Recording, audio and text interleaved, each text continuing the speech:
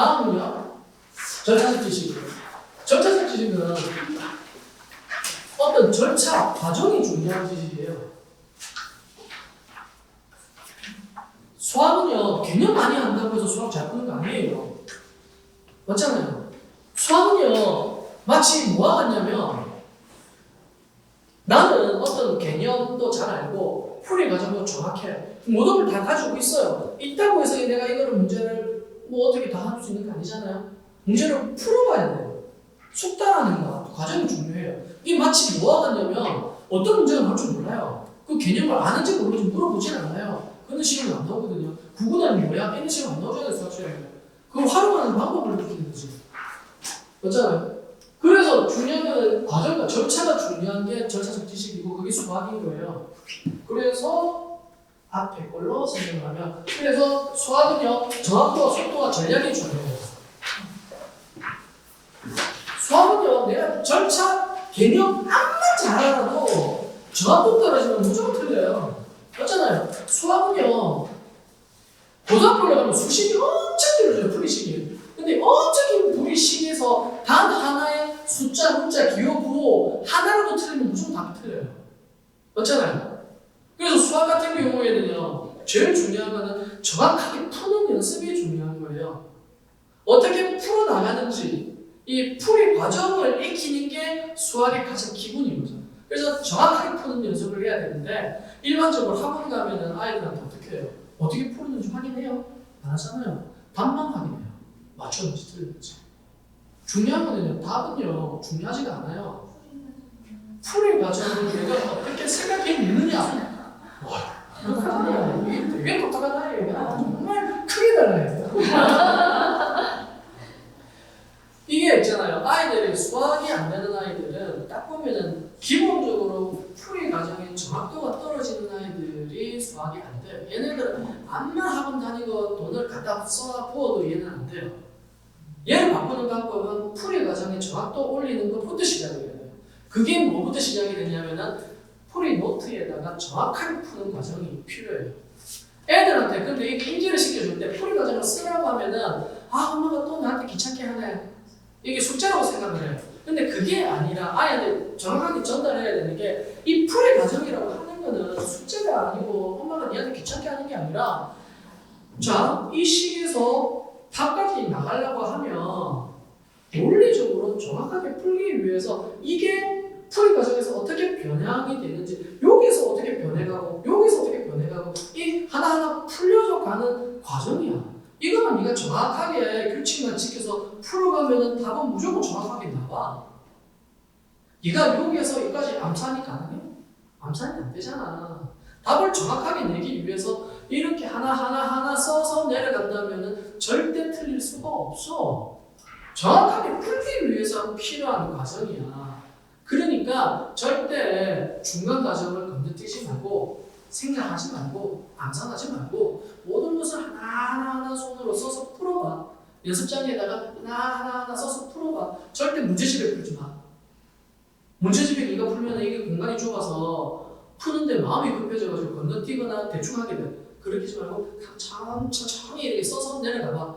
하면 애들이 몇 번만 이렇게 보여주잖아요. 풀려가는. 자, 여기에서 복잡하게 생각하지 마. 이 암산 안 되잖아. 복잡하지 말고. 자, 여기에서 이렇게 됐어. 여기에서 이렇게 됐어. 이렇게 하나하나 해보고,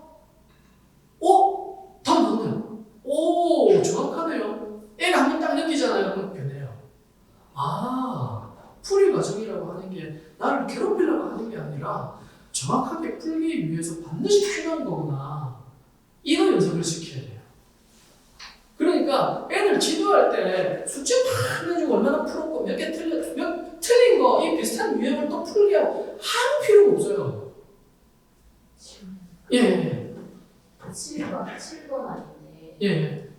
틀리가서 몰입이 잘 되는 아이잖아요. 예. 그러면 시험 문제를 풀 때 얘가 머릿속으로 몰입을 해서 자기 머릿속에 이미 다 있단 말이에요. 예. 그럼 그 중간에 자꾸 생략을 해요. 예. 그래서 그걸 쓰라고 하면 내가 다 아는 그 두 줄을 왜 써야 되냐 이건 너무 손이 아프고 귀찮고 이게 효과를 나타나고 거부하는 아이죠. 그러니까 그때는 이제 아이한테 중요한 거는 네가 만약에 거기 가서 실수를 치자. 그게 실수예요. 예. 그러니까요. 자, 중요한 시험이야. 네 인생에 네가 정말 어떻게 될지 모르는 아주 결정적인 시험이야. 이 대학교 입시 시험이라고 치자. 이거 네가 제대로 치면은 이 실력으로는 서울대 갈 수 있어. 하버드 갈 수 있어. 정말 중요한 시험이야. 그런데 문제를 풀었어. 그래 풀었는데 답이 없네. 1번부터 5번 사이에 내가 푼 답이 없네. 어떻게 할래? 새로 풀면 시간 모자라. 어떻게 할 거야? 그때 네가 풀이식을 꼼꼼하게 적었다면 어디서 틀렸는지 바로 찾아낼 수도 있잖아. 사람은 머릿속에서 일어나는 과정에서 실수가 일어났을 때는 어디에서 틀렸는지 알 수가 없어. 그런데 수학은 매우 정밀한 학문이야. 풀이식이 엄청 길다면 그 중에서 단 하나라도 틀리면 무조건 틀리는 거야. 네가 100점을 받을 수 있는 아이인데 고작 있는 거 실수 하나 해가지고 네가 70점 받았다. 그럼 넌 70점짜리야. 남들이 볼 때. 나는 100점짜리라고 암만 상변 해봐야 결과는 70점이야. 얼마나 억울해. 생각해보면 고작 몇 줄 써는 거 가지고 나는 100점으로 갈 수가 있는데 그거 실수해가지고 내가 70점 되면 얼마나 억울해. 그러니까 수학은 정말 정밀한 학문이라는 거를 인지를 시켜주는 게 매우 중요해요. 그게 일반적으로 학원을 가면은 양치기를 너무 많이 하거든요. 그러면 시간 내에 문제 푸는 게 중요하다고 애들이 인지를 해요. 그러다 보니까 그게 쓸데없는 과정이라고 생각을 해요. 근데 솔직히 까놓고 이야기해가지고 애들 수학을 잘하게 만드는 방법은 많은 문제 풀게 해가지고 끌어올리는 게 제일 무식한 방법이에요. 수학은요, 크게 보면요, 대수 파트, 그러니까 방정식, 함수, 그래프, 그러니까 도형, 그 다음에 그 확률 통계, 크게 5가지 분야가 있는데, 확률 통계 파트는 아예 다른 분야니까, 그 다음에 도형 파트도 중학교 2학년에 배우는 도형은 논증 기하학이라서 식이 필요 없어서 다른 파트고요. 실질적으로 아이들이 초등학교에서 고등학교 때까지 제일 많이 다루는 게 수학, 그러니까 수식을 다루는 부분, 그 다음에 대수학 파트, 그 다음에 함수 파트 이 3가지예요. 이 3가지는 식을 다루는 능력이 매우 중요해요.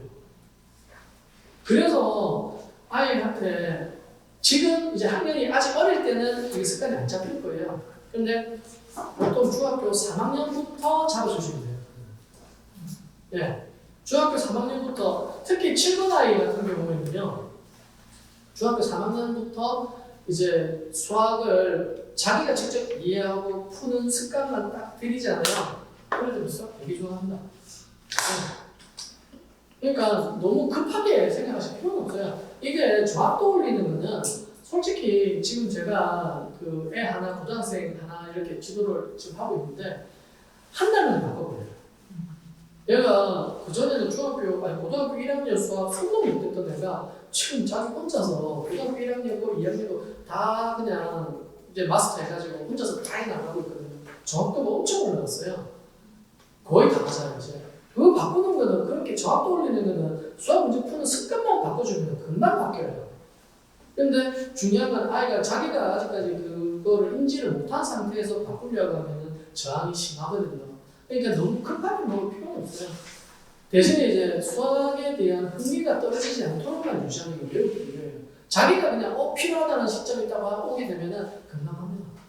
네. 그래서 중요한 거는 저항 떠올리는 게 제일 중요하고요. 아이들 끌어올릴 때. 그 다음에 속도예요. 이게 속도가 왜 중요하냐면 수학은요, 정확하게 푼다고 해서 다 되는 게 아니에요. 왜냐면은 수학 잘한다는 거는 어떤 의미일까요? 고등학교 수학 시험을 잘 치는 게 수학을 잘하는 거예요. 다른 거 없어요. 뭐 내가 뭐 증명은, 얘가 뭐 페르마의 마지막 정리를 한 것도 아니고, 우리 수학을 할 거 아니잖아요. 중요한 건 수학을 잘한다는 거는 결국 입시형 수학을 잘한다는 거고, 입시형 수학을 잘한다는 거는 결국 고등학교 수학 시험을 잘 친다는 소리예요.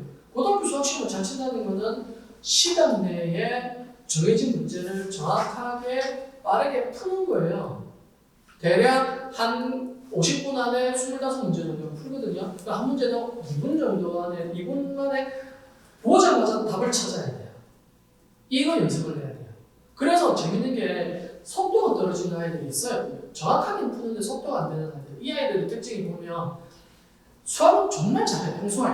그래서 옆에 애들도 막 가르쳐주고 해요. 근데 시험 치면 점수가 안 나와. 왜냐면 이 속도 연습을 안 해서 그래요. 근데 이 속도 올리는 게 그렇게 어렵지가 않아요. 이게 정확도, 속도, 이게 뭐냐면 수학은요. 문제를 풀 때 풀이 방법이 한 가지만 있는 게 아니에요. 대표적으로 열 방식 푸는 것도 우리가 옛날에 배울 때는 세 가지로 배웠어요.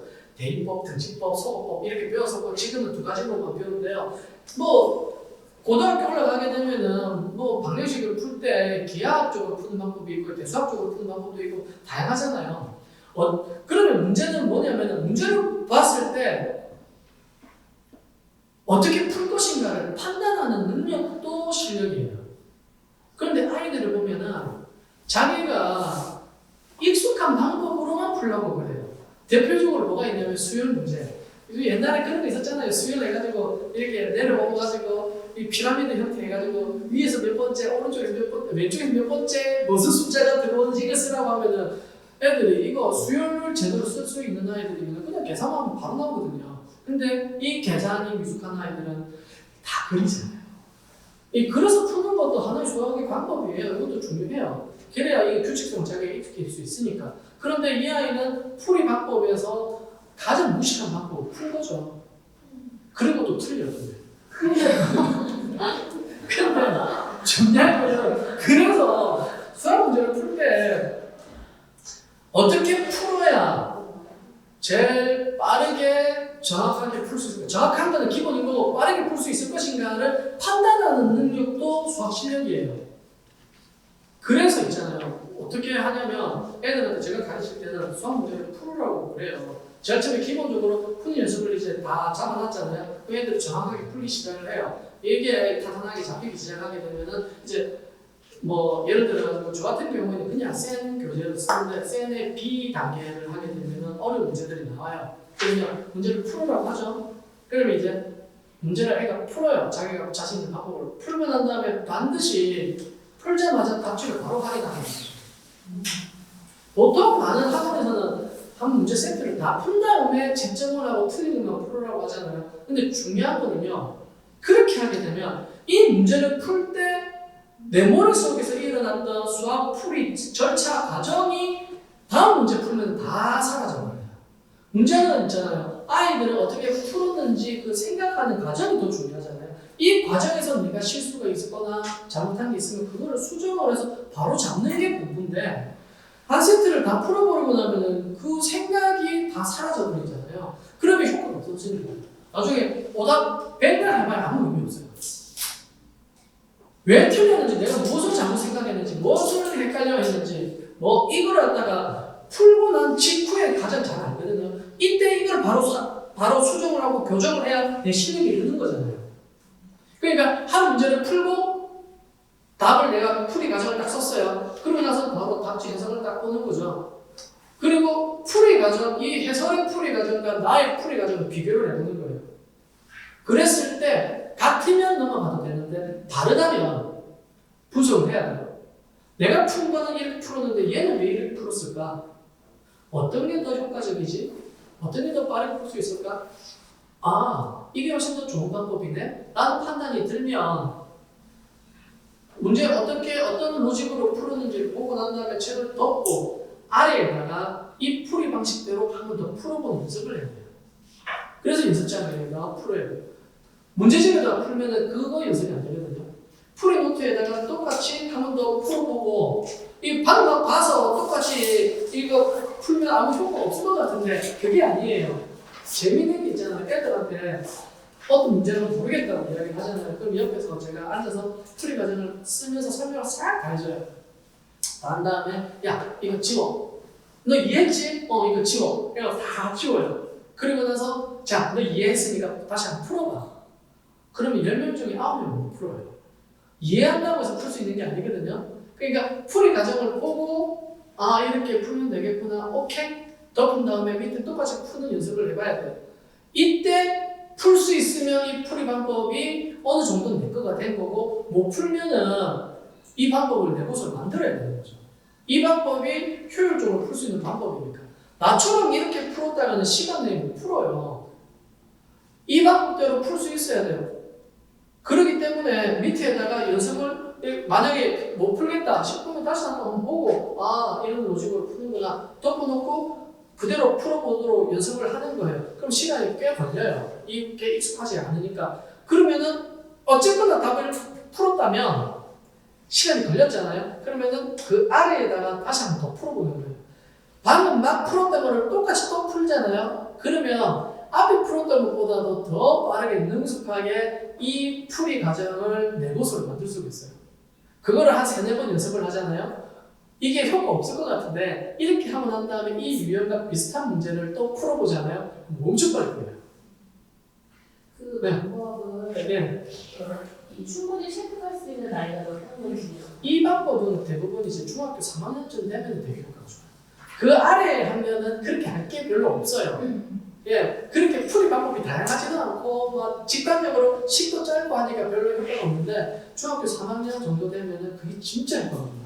지금 중3 때나 고등학교 때 그렇게 공부하기 위해서 그런 습관을 들이기 위해서 저학년 때 준비해야 되는 저학년 때 준비해야 되는 건 풀이 노트에다가 연습을 하는 거, 그 다음에 한 문제를 풀고 바로 답을 하게 되는 거. 예, 그게 매우 중요해요.